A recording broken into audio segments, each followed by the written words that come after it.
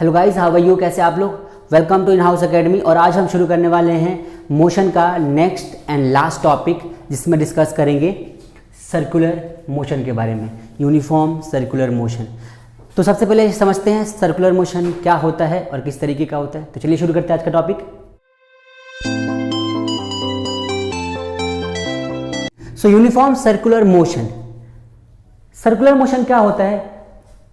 जब भी कोई ऑब्जेक्ट सर्कुलर ट्रैक पे मोशन करता है, that motion is called a circular motion.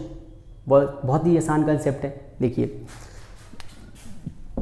एक सर्कुलर ट्रैक है, एक ऑब्जेक्ट है, ठीक है, एक पर्सन है हमारे, ऐसे यहाँ मूव करते हैं, यहाँ से यहाँ आते हैं, यहाँ आते हैं, यहाँ चले जाते हैं। सो इस तरीके से ये जिस ट्रैक पे मूव कर रहे हैं, इस ट्रैक को हम बोलते हैं, मतलब कि इस मोशन को बोलते हैं सर्कुलर मोशन।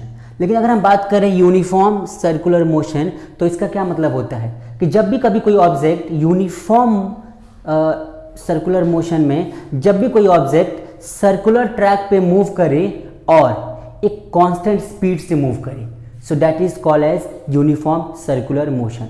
सो बेसिकली इसका डेफिनेशन क्या बनेगा? The motion of an object with constant speed in a circular track. देखिए, लिखता हूं मैं यहाँ पे, the motion of an object, the motion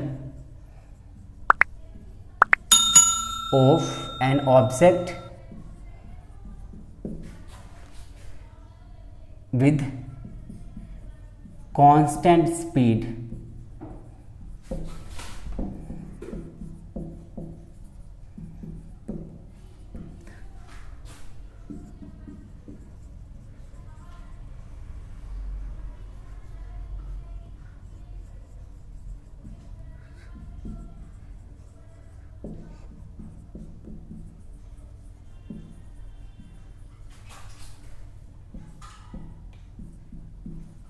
ठीक है।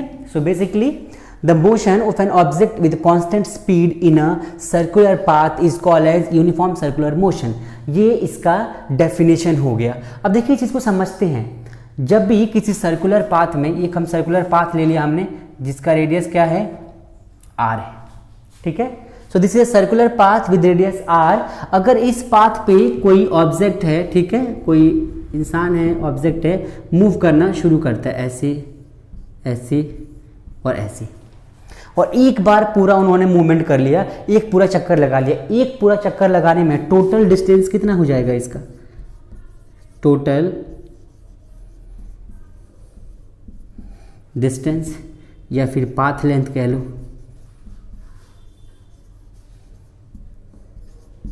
कितना हो जाएगा? टोटल पाथ लेंथ, किसी भी सर्कल का total path length, total circumference कितना होता है? 2 pi r. So basically 2 pi r is the total distance. अगर सपोज करते हैं इसको ट्रैवल करने में इनने टाइम क्या लिया है? टी लिया है। क्या टाइम लिया? टाइम इन्होंने टी लिया है।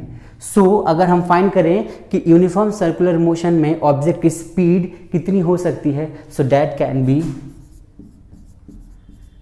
Speed is equal to what? D by t. So v is equal to d, मतलब डिस्टेंस, डिस्टेंस क्या हो जाएगा? 2 पाई आर, और टाइम कितना हो जाएगा? t। So this is the formula to find the speed और वेलोसिटी। जब कोई ऑब्जेक्ट सर्कुलर ट्रैक पे मूव करता है, सो उसकी वेलोसिटी, यहां देखिए,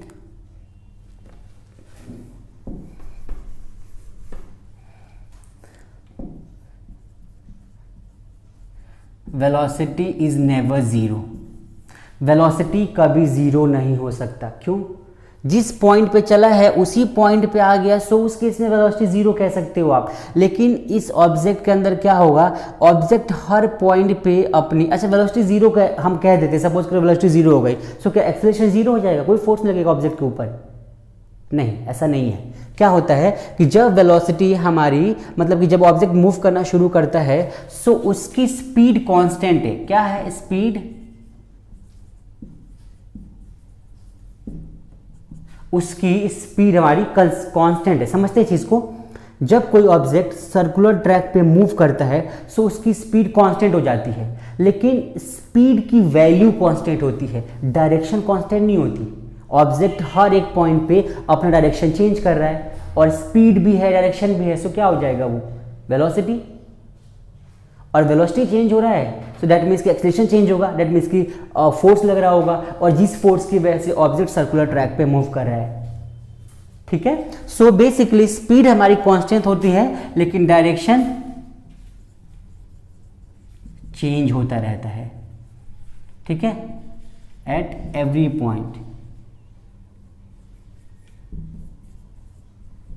ठीक है, direction changes at every point, हर एक पॉइंट पे डायरेक्शन क्या होता है, चेंज होता रहता है। इसका डायरेक्शन कांस्टेंट कभी नहीं होता। ठीक है, स्पीड कांस्टेंट होती है, जिसकी वजह से क्या होता है, इसकी वेलोसिटी चेंज होती है, इसकी वजह से एक्सेलरेशन प्रोड्यूस होता है, इसकी वजह से फोर्स लगता है, और जो एक्सेलरेशन प्रोड्यूस होता है वो कैसा होता है, टुवर्ड्स सेंटर, सेंटर की तरफ इसका एक्सेलरेशन प्रोड्यूस होता है। ठीक है, क्यों, और जिसकी वजह से सपोज करते हैं इसका मास अगर m है, सो इस ऑब्जेक्ट पे फोर्स भी लगेगा, वो फोर्स भी हमारा सेंटर के अलोंग ही लगेगा, that is called centripetal force.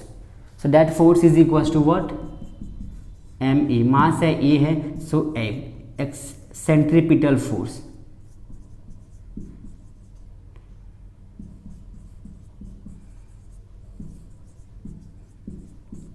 ठीक है, सो इस तरीके से हम स्पीड फाइंड कर सकते हैं।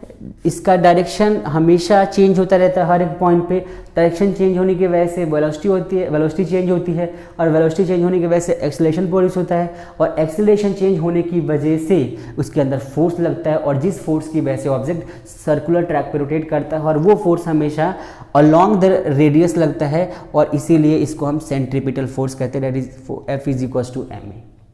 ठीक है, so this is the complete concept of uniform circular motion. अच्छा, सर्कुलर मोशन जो हमने पढ़ा, सर्कुलर मोशन इसका मतलब क्या होता है कि जब भी कोई ऑब्जेक्ट सर्कल में मूव करे, सर्कुलर मोशन। अगर इसके हम एग्जांपल्स की बात करें तो हमारे पास बहुत सारे एग्जांपल्स है सर्कुलर मोशन की, जैसे मोशन ऑफ प्लैनेट्स। जितने भी प्लैनेट्स होते हैं उन सभी का मोशन सर्कुलर होता है, एक ऑब्जेक्ट के अराउंड मूव करते रहते हैं। या मोशन ऑफ इलेक्ट्रॉन्स कह लो आप, ठीक है, या फिर motion of wings of a fan. Fan के जो विंग्स होते हैं उसके एक्सेल के सर्कुलर, एक्सेल हो गया, इसके आसपास घूमते रहते हैं ऐसे। सो इस तरीके के मोशन को हम circular motion, and this is the complete uniform circular motion. So I hope कि आपको ये टॉपिक समझ में आ गया, आपके डाउट्स क्लियर हो गए। अगर फिर भी आपके कोई डाउट्स है सो आप मुझे कमेंट करके पूछ सकते हो, एंड अगर आपको लगता है ये वीडियो यूज़फुल है सो आप खुद भी पढ़िए और अपने फ्रेंड्स में भी शेयर कीजिए। तब तक के लिए इतना रखते हैं, टेक केयर, बाय बाय।